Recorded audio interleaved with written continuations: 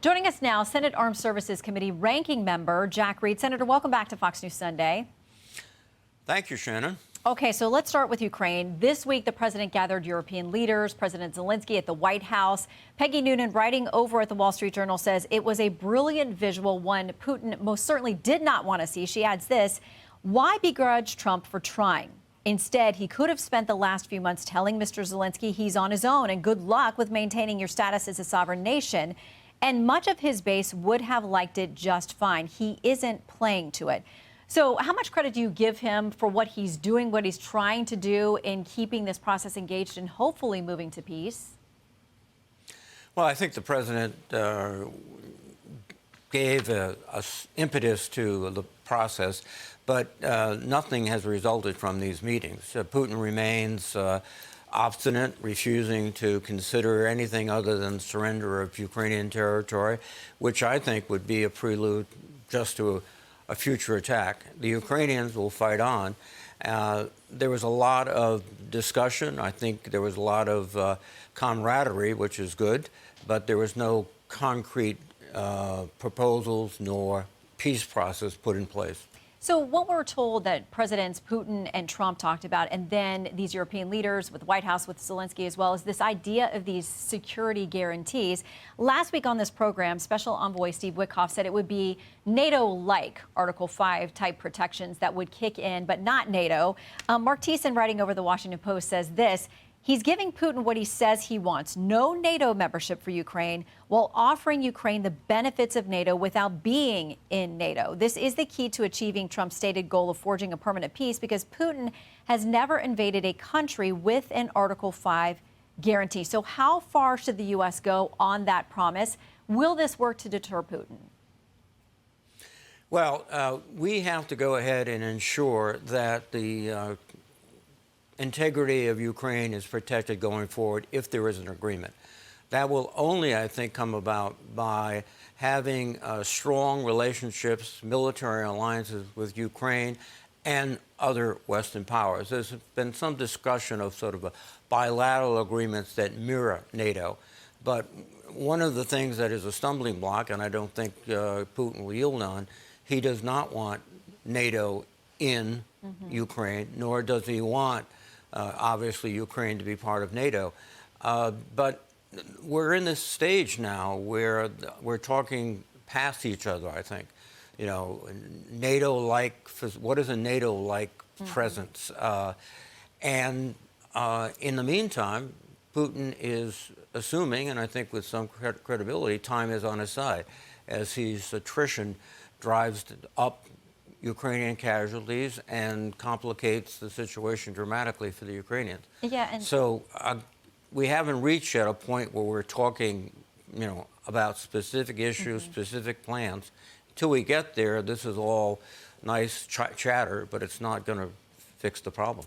Well, and so you asked the question, what would NATO-like be? I think that's what we're all trying to figure out at this point. We're told that maybe a presentation of the security guarantee program could come as early as this week. That's some of the reporting out of Ukraine. So, listen, you've served in the Army. You are the ranking member on armed services. So the president has said it won't involve U.S. troops on the ground. He's talked maybe there would be something like air support. What do you think the U.S. military's role should or shouldn't be for our service members as part of this security guarantee? Well, I think we can play a very critical role, as the president suggests, with air power. But I think even before we get to the point of what our role is, we have to ask who is going to be the force on the ground protecting the Ukrainians. If Putin says, I won't accept any NATO members on the ground, well, then what's left? You know, troops from other parts of the world? Again, we really have not gone down the path, which is going to take a lot of detailed discussion back and forth between the Russians, the Ukrainians, and the Europeans and the United States until we get a structure that we can evaluate. Right now, we're talking, as I said, we're talking past each other.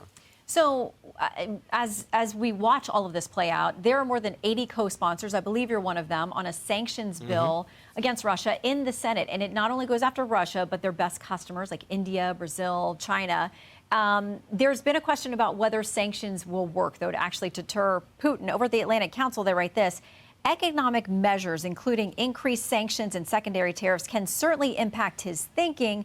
But Putin's position is unlikely to undergo any fundamental changes unless he loses the battlefield initiative and is forced to confront the possibility of military defeat. So is it worth another round of sanctions? Should there be more focus on equipping Ukraine, as we've done militarily, but catching up where they say that has lagged? Well, I think what we have to do is a spectrum of activities. First, the sanctions bill is very important, and I commend Senator Graham and Senator Blumenthal for leading that effort, because what it will do is send a very strong signal that the Congress of the United States and the President are committed to stopping Russia's advance and returning stability to Ukraine. But that itself is not going to be sufficient, because one of the problems with sanctions is enforcement.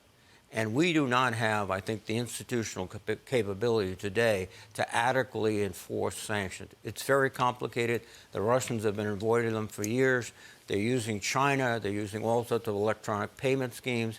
If we're serious, we have to complement the sanctions bill, which is a symbolic message, with very practical implementation, which is going to require more personnel and more effort by the government.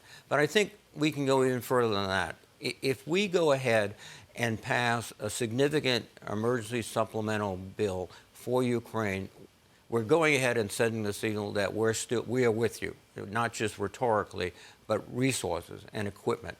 And then I think also, too, we can be much more aggressive in looking at the possibility of using frozen Russian funds. There's about $300 billion of central bank money in European and American banks that is frozen now. Mm-hmm. And if we indicate we're going to start giving that to the Ukrainians, that could cause a shift. I think a combination of all these efforts is what's going to get Putin to move. All right. Well, that's where I want to pick up with your colleagues. So, Senator Jack Reed, thank you very much. Hope to see you again soon. Thank you.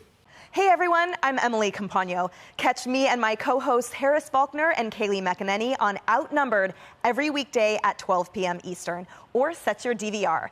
Also, don't forget to subscribe to the Fox News YouTube page for daily highlights.